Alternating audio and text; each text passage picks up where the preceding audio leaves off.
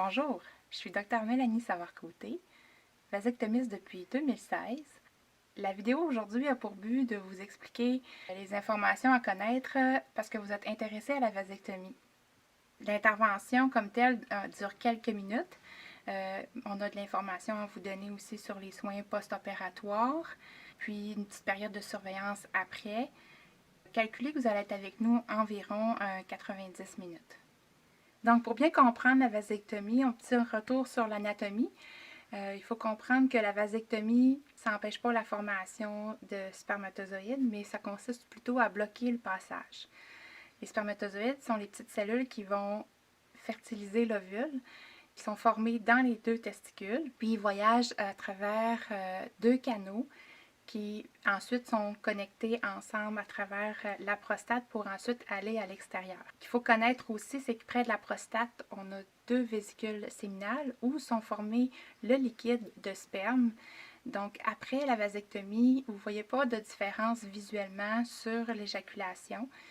Puis, les spermatozoïdes qui, eux, sont bloqués, qui correspondent environ à peu près à 2 à 3 % du volume total. Donc, c'est l'équivalent d'une poigne de crayon. Eux, ils vont être résorbés sur place par un système auto-nettoyant. Puis les hormones normales vont continuer à être produites. Donc, comment on fait la vasectomie? On s'assure que vous êtes bien gelé.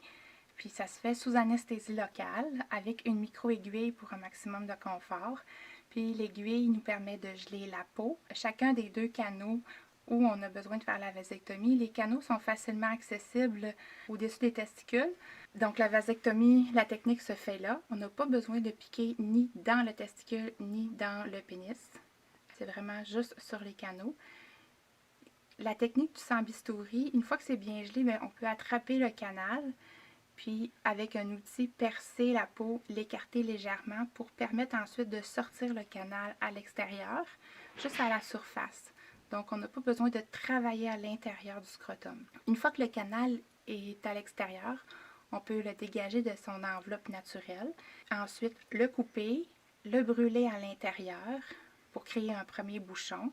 Puis avec l'enveloppe naturelle, on va créer un sac qui va permettre une séparation physique, mais aussi une deuxième fermeture.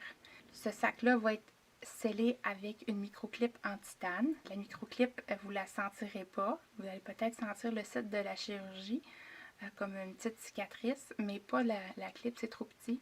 Elle va être visible à la radiographie. Vous allez pouvoir passer incognito à l'aéroport, puis vous n'aurez pas de problème si vous avez besoin de passer une résonance magnétique. La beauté du sang-bistouri, c'est qu'après l'intervention, on peut, la peau se referme sur elle-même, puis ça permet une récupération plus rapide. Pour l'efficacité de la vasectomie, bien ça c'est un des points forts. On est content d'avoir accès à une contraception qui est très efficace. On parle de 99,9% une fois qu'on a confirmé que vous êtes stérile après le spermogramme. Avant le spermogramme, il y a 1% d'échec à la vasectomie. Pourquoi? C'est qu'il peut avoir une recanalisation spontanée. Les spermatozoïdes, eux, aiment bien se faire un petit canal alternatif, un peu comme l'eau des rivières. On aime ça attraper ce 1%-là aussi avec le spermogramme. Le phénomène est beaucoup plus rare après le spermogramme, c'est-à-dire la recanalisation tardive, mais c'est pas impossible. On parle d'une chance sur 2 à 3 000 de concevoir après une vasectomie. Donc, c'est pour ça qu'on ne peut pas dire 100%, mais on est dans 99,9%. Si on compare à toutes les autres méthodes de contraception, c'est la méthode de contraception la plus efficace qui est disponible. Avant chaque chirurgie, c'est important de connaître les risques qui peuvent être associés. Pour la vasectomie, on a 5% de complications, peu importe, mais 95% du temps, il n'y en a pas de complications, puis on n'a pas besoin de faire de suivi particulier, sauf qu'on va vous annoncer les résultats du spermogramme quand on va les avoir. Pour ce qui est des complications les plus fréquentes qu'on voit, c'est le phénomène de surcicatrisation au niveau du site de la chirurgie, des saignements légers à l'intérieur. Plus rarement, ça peut être des saignements plus importants. La plupart des saignements vont se résorber d'eux-mêmes au bout de quelques semaines, mais ça peut être plus sensible. Il peut avoir de l'infection. Il peut aussi avoir un phénomène de congestion au-dessus des testicules. Il peut avoir aussi moins de 1% d'inconfort qui persiste après la vasectomie. Puis il peut aussi avoir assez rarement des brûlures en lien avec les outils qu'on utilise. Évidemment, si vous présentez un problème après la vasectomie, je vais être disponible pour faire le suivi puis vous aider. J'ai des outils pour aider à ce que ça passe un petit peu plus rapidement puis que vous soyez sur pied et fonctionnel.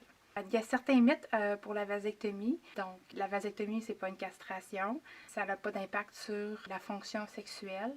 Évidemment, sauf la fonction de reproduction. Vous allez être stérile après la vasectomie. Mais il n'y a pas d'effet sur la satisfaction sexuelle, sur la qualité de la jouissance. Il n'y a pas d'effet sur la santé à long terme. Ce qui est important, c'est de considérer la vasectomie comme une méthode de contraception qui est définitive.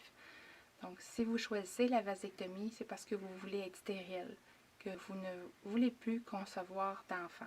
C'est important de voir ça de cette manière-là parce que même s'il existe une technique de chirurgie qui s'appelle la vasovasostomie, qui permet de reconnecter les canaux, cette chirurgie-là, c'est pas mal plus complexe, c'est plus long, c'est moins accessible, mais c'est surtout que le taux d'efficacité est juste de 50%. Donc, il y a 50% des hommes qui se font reconnecter qui ne peuvent pas redevenir stériles. Donc, c'est un pensez-y bien. Si vous êtes à l'aise avec l'idée, puis c'est ça que vous voulez, vous êtes prêt, la vasectomie, c'est un bon choix pour vous. Mais si vous hésitez, si vous pensez qu'un jour vous allez vouloir d'autres enfants, à ce moment-là, ben, ça va me faire plaisir de discuter avec vous des autres options de contraception, que ce soit seulement avec vous ou avec votre conjointe. Il y a un service qui est méconnu, c'est le service de congélation de sperme. C'est disponible dans des cliniques de fertilité. C'est en privé.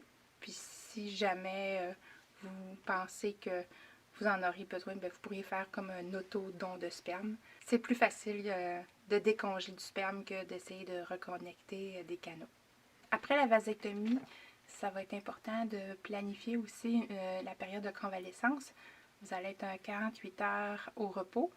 Et puis, dans la semaine suivante, il n'y a pas d'activité physique, pas de relations sexuelles, pas d'éjaculation. Si vous avez la vasectomie le vendredi, puis vous faites un travail de bureau, vous allez pouvoir retourner sans problème lundi matin. J'espère avoir répondu à vos questions. S'il y en a d'autres, n'hésitez pas, on va se revoir bientôt.